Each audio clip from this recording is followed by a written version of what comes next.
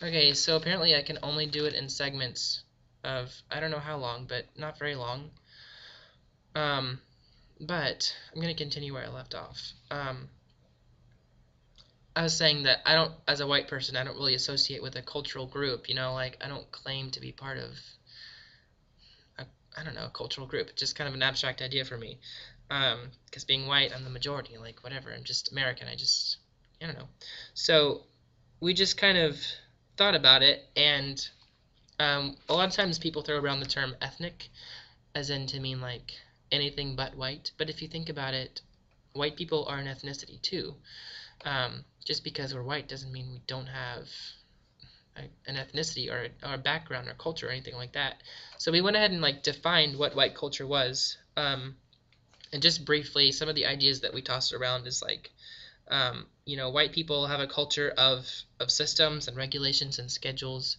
We're very organized. That's why we have like systematic theology is we can listen to what you say, what you believe, and we can put you in a category of, like, so we know we're good at like putting things down on paper. And I mean, like, white people created the government of the United States of America. That's a good example of a huge undertaking and a task with so many nuances of, I don't know, that we can organize and govern ourselves.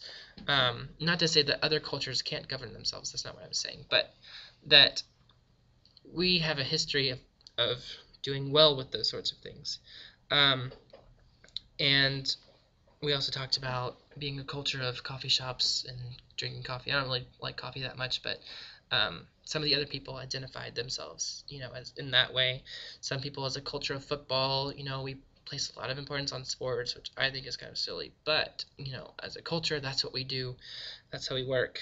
And we're also a culture that doesn't always accept what authority has to say right away.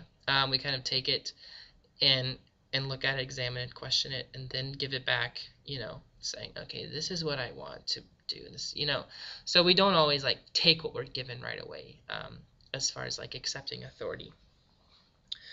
Those are some things that we came up with as being a white culture. And it was kind of neat because all the different like racial groups there represented at Cup kind of did the same thing as like defining their culture, and we just had like a time of sharing and saying this is what we say our culture is, this is how we want to interact with each other. It was kind of cool. um, so it just made me realize that my culture is important, that my white ethnicity is important to contributing to a multi-ethnic setting, because like I said before, white people have ethnicity too, and you can't be multi-ethnic without like by excluding white people. So yeah. Next point. I guess like being in Austin and living in that environment, like a low income environment with people with few opportunities and like dirty living conditions. The streets were littered and trashed. It was like such a contrast between going downtown Chicago and being in Austin, just because it was like physically dirty there, and muddy. Well, there was snow everywhere too, so it was like muddy all the time, which is kind of gross.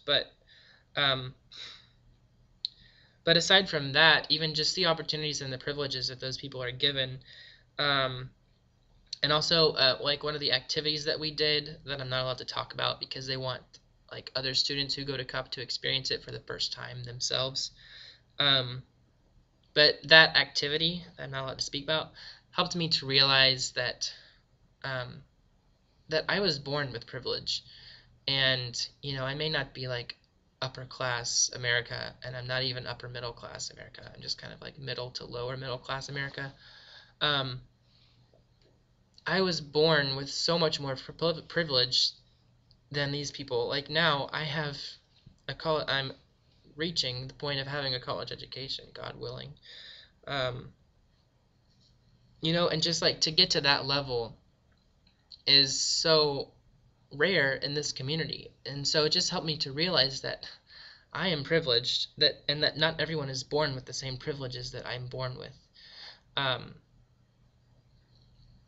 so even that response, that idea like helped me to realize that I have a responsibility to fight the fact that not everyone has the same privileges that I do. Um, yeah, that sorry, it's not fair that people. Sorry, computer went to sleep again. I need to like touch it every now and then. It's not fair that people are born into a setting where like they don't get a good education because of the system. Like, their parents weren't taught well, their parents weren't raised well, so they don't raise their children well, so then their children don't succeed. It's like, that's, I don't know. Does that seem right to you? No, it doesn't seem right to me either. So we have a responsibility, like those of us who are privileged, and I consider myself very privileged compared to what I saw this week. Um, we have a responsibility to help out those who were not born privileged. Um,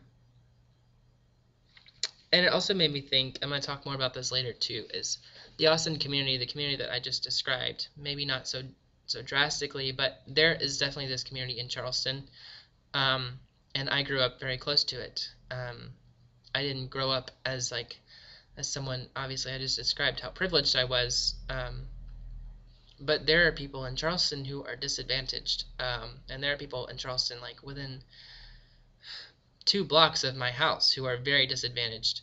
Um, so just made me consider things I can do in Charleston. I'll talk about that later when I talk about the application session or part of this video. Another thing that we talked about while we were at CUP is um, I talked about this before, being a multi-ethnic community, how this is kind of God's model for the way things should be. Um, and I'm going to read a passage from Revelation about how things are going to be in heaven for eternity when we finish our lives and go on to be with Jesus, like the worshiping community that we're going to be a part of when we're in heaven. So this is Revelation 7, verse 9, when John's like describing this vision of heaven that he has. Or it's kind of over a course of a few chapters he does this, but this is part of it.